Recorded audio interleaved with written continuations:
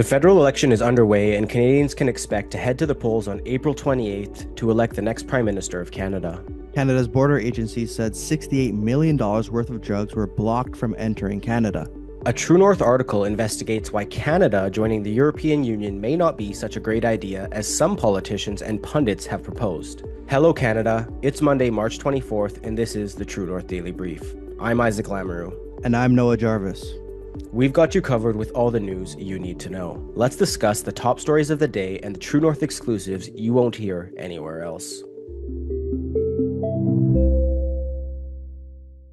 Prime Minister Mark Carney has officially asked Governor-General Mary Simon to dissolve Parliament and trigger a federal election set for April 28, 2025. This means federal parties will have just 37 days to campaign, the minimum time required by law, as the Liberal Party seeks a contentious fourth term without former Prime Minister Justin Trudeau at the helm. Conservative leader Pierre Poilievre spoke in Gatineau, Quebec, just before the election call on Sunday. Poilievre said, quote, "Today, the Liberals are asking for a fourth term in power after swapping Justin Trudeau for his economic advisor and his hand-picked successor, Mark Carney. But after a lost Liberal decade, the question is whether Canadians can't afford a fourth Liberal term." Poilievre accused the Liberals of inflating housing costs, pushing Canadians to resort to food banks, wrecking Canada's immigration system, and making Canada's economy over-reliant on the US. Carney held a press conference soon after he met with Governor-General Simon at Rideau Hall in Ottawa. That's why I'm asking for a strong, positive mandate from my fellow Canadians. I've just requested that the Governor-General dissolve Parliament and call an election for April 28th. And she has agreed. We are facing the most significant crisis of our lifetimes because of President Trump's unjustified trade actions and his threats to our sovereignty. Our response must be to build a strong economy and a more secure Canada. Carney took office on March 14th, just a week after winning the Liberal leadership in a vote that saw fewer than half of registered party members participate. He was Canada's first Prime Minister to have never held elected office before. According to a Liberal Party of Canada social media post, Carney will be running in the Ottawa riding of Nepean. Liberal MP Chandra Arya has held the riding, but the party recently denied his candidacy for re-election and disqualified his bid for the party leadership before that. The leadership race itself, and subsequently Carney's ascent to power, was decided by only around 150,000 Liberal Party members. The timing of the election call has raised eyebrows, with it occurring just one day before Parliament was set to resume and the Liberals gaining territory in the polls. Trudeau had previously asked to prorogue Parliament, delaying its return. So Noah, what sort of problems might Carney encounter going into his first ever election for public office? Well, as someone without political experience, he's going to have to deal with, the problems that certain politicians have to deal with, being asked questions, tough questions that, sure, they might have prepped with his team, but, there's going to be certain questions he's going to be asked that he hasn't been expected he's going to be asked. And we've seen Mark Carney struggle being able to ask certain questions in a polite and respectful manner before, when he was asked about his personal finances and placing his assets in a blind trust. When he was asked about that by Stephanie Levitz and Rosemary Barton, he had a very shrill sort of defensive attitude to being asked that question, and almost appeared as if it was an insult that he had to even answer certain questions. I think Carney is also going to encounter the fact that campaigning is a tiring task, and if you are not on your A game every single day and you are going to campaign events just tired or mentally exhausted,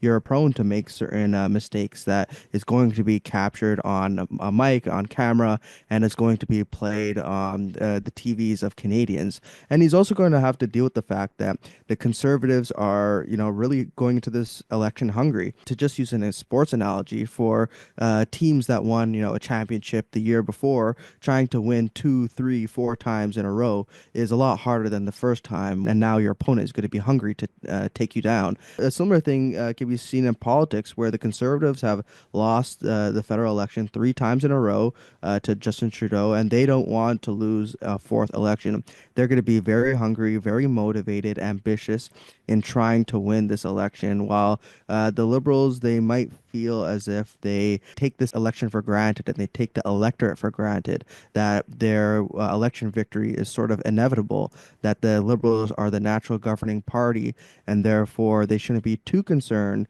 that the Conservatives will overtake them. I think that that would be a mistake for the Liberals to make, especially when Pierre Poilievre has shown himself to be adept at debating, and many Canadians will be tuning in to the English and French language debates to see whether or not these leaders can stand up to one another in a debate and potentially stand up to Donald Trump when negotiating free trade and getting rid of certain tariff restrictions on Canadian goods flowing into the United States. So it remains to be seen whether or not Carney is actually cut out for politics and whether he is actually going to be skilled in rhetoric in the ways that, Pierre Poilievre and even Prime Minister Justin Trudeau were, or whether he's going to collapse under the weight and is going to be pushed to making some mistakes by Pierre Poilievre, by Jagmeet Singh, and by the media. And just one thing I wanted to add, Noah, is how much Carney struggles with the French language. We saw him, of course, say that he agrees with Hamas, which of course was a mistake.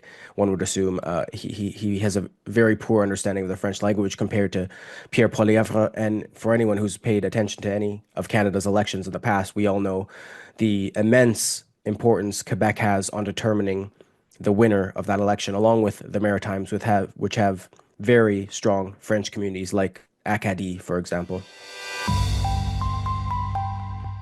Canadian border officials have made a massive drug bust after discovering over $11 million worth of cocaine on two transport trucks headed for Canada.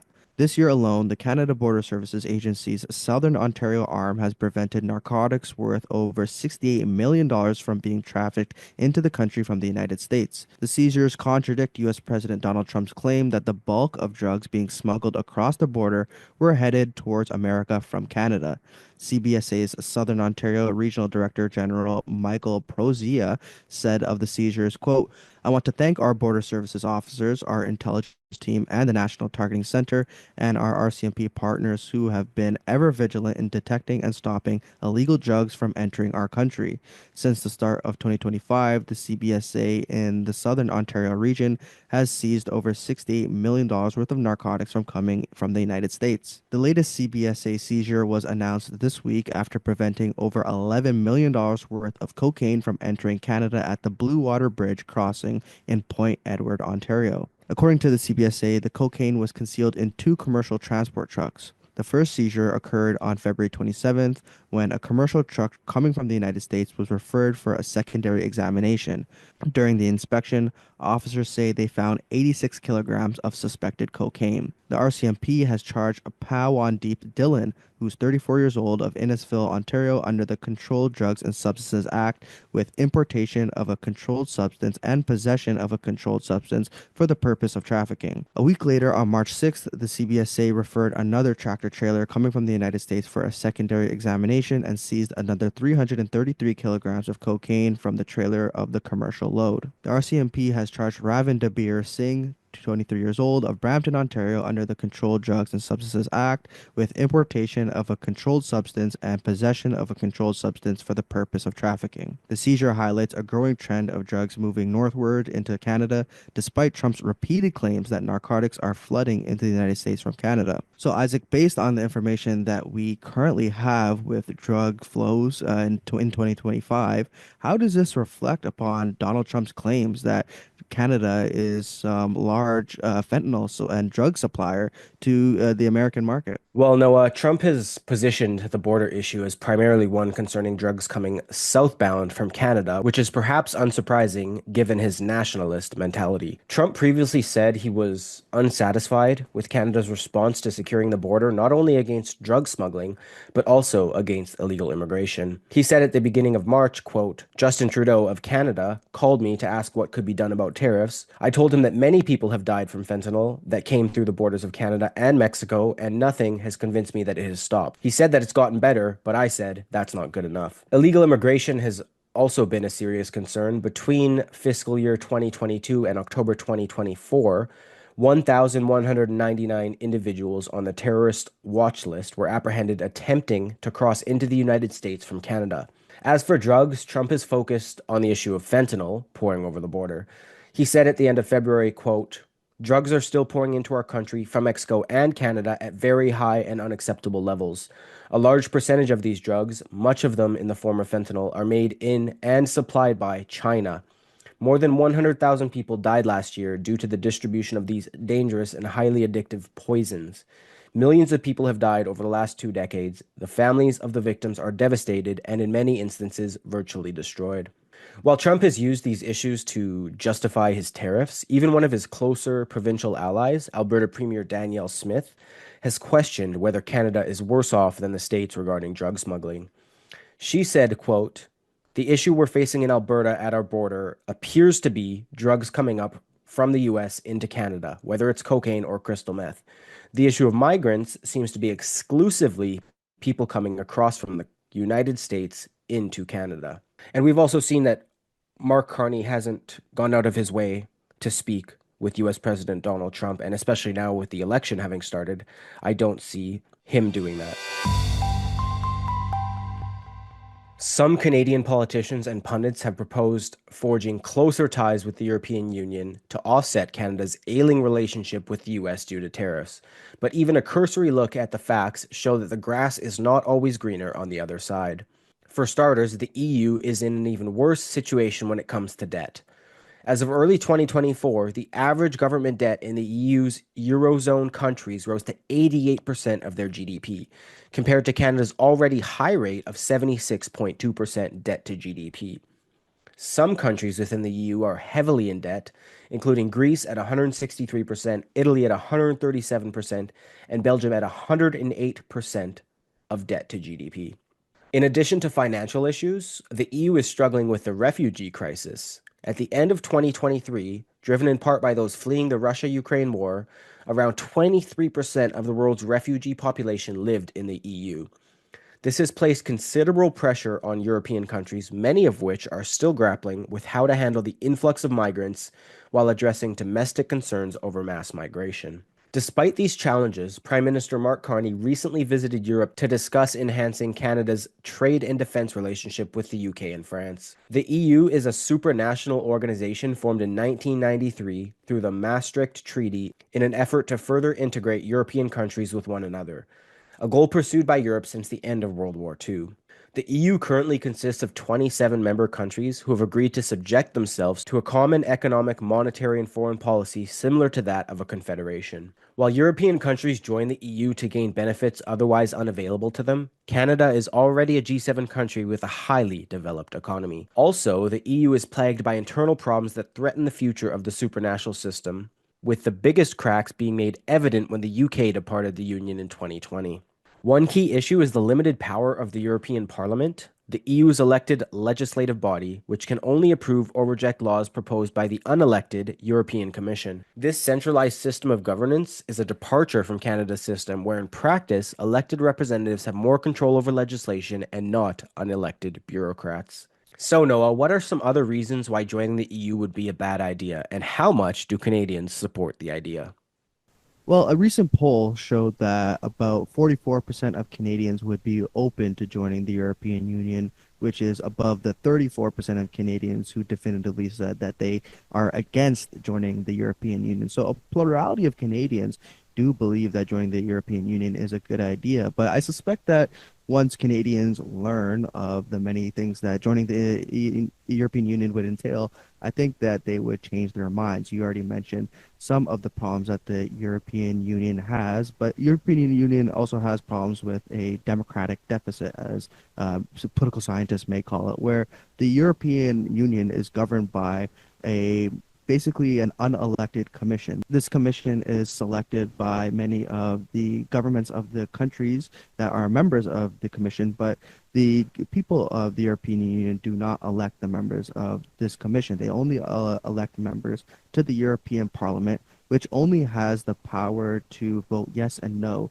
on legislation. They do not have the power to introduce new bills into the European Parliament, and they also have no executive authority. This is unlike Canada's Westminster parliamentary system, where the legislative and the executive branches are fused, and which the parliament, any parliamentarian can introduce legislation in the House of Commons or the Senate. They also have had significant problems with debt and the euro. In 2008, the European Union suffered a crisis where many of the weaker countries, that being Greece, Portugal, Italy, Ireland, Spain, many of their weaker economies caused the Eurozone countries to spiral into a debt crisis because their countries had accumulated such high levels of debt without the ability to pay back that debt, that it required bailouts from their fellow European Union countries and from also the International Monetary Fund. I'm pretty sure that Canadians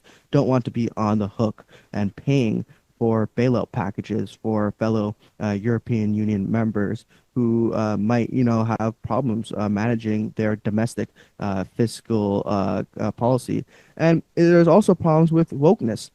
The European Union, for example, has been criticized for imposing policies that promote so quote unquote gender and diversity, equity, inclusion, and certain things that are favorable for, say, the LGBTQ community, such as the LGBTIQ equality strategy that the EU passed in 2020, which has led to certain clashes with member states like Hungary and Poland. This has also led to certain EU member nations becoming skeptical that the European Union is the way forward for their countries. We already saw in 2016 the electorate of the United Kingdom voting to remove themselves from the EU. That officially took place in 2020.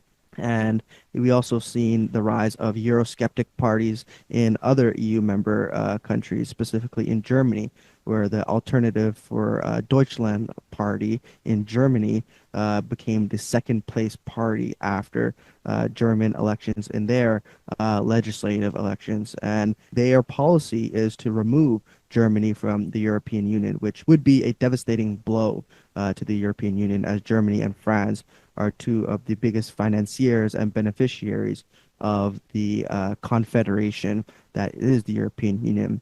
And Canada wouldn't even be able to benefit from the Schengen zone, which basically allows people of these EU member nations to travel to these other countries without having to apply for a visa. So I think that once Canadians realize that their governance will be decided by people thousands of miles away in Brussels instead of being decided by the domestic politicians, they're going to look at the European Union increasingly as a bad idea, especially for Quebecers and Albertans who already have problems asserting their sovereignty and want more freedom from Ottawa and their governance. I think that the idea of adding another layer of governance on top of them in the European Union would be especially infuriating for people who care about provincial sovereignty.